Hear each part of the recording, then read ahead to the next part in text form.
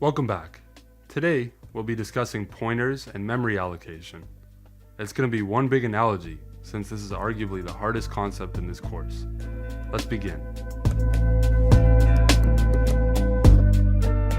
Imagine that you're a landlord in Kingston that owns properties on a large portion of Brock Street. Since you own so many properties, it's kind of tough to keep track of every property and who lives there, so you keep a notebook of the street addresses of the places that you own, called Property 1, Property 2, etc.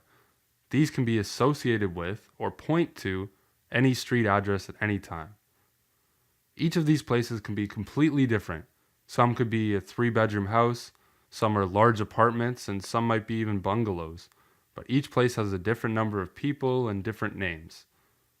Let's say that a family of 4, named the Jeffersons, live at 240 Brock Street.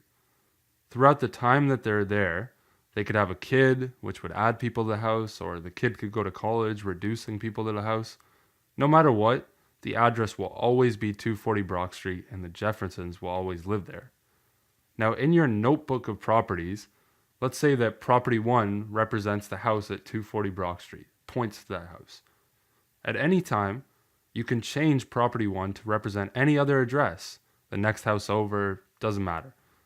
The Jeffersons will still be living at 240 Brock Street, but will no longer be represented by Property 1 in your notebook, since Property 1 points to a different property.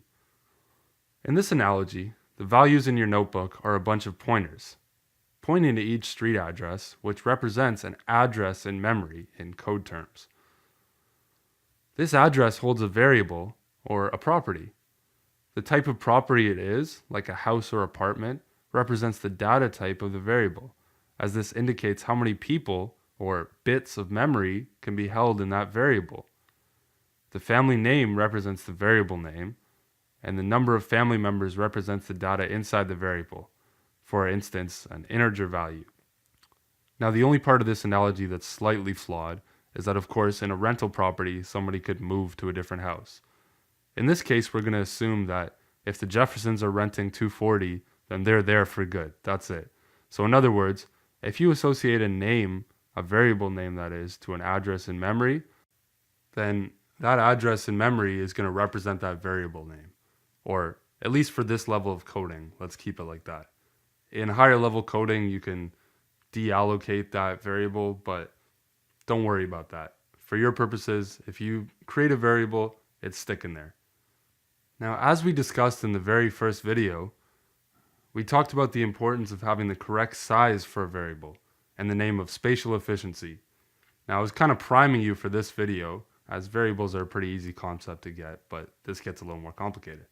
Now, most likely, the type of programs that you create will really not have a big difference in efficiency due to a small size of the actual program.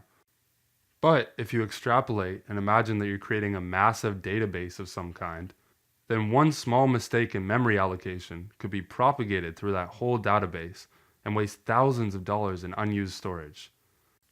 That's it for this video. If you have any questions or comments, feel free to email me at edan.parker@queensu.ca. Thanks, and see you next time.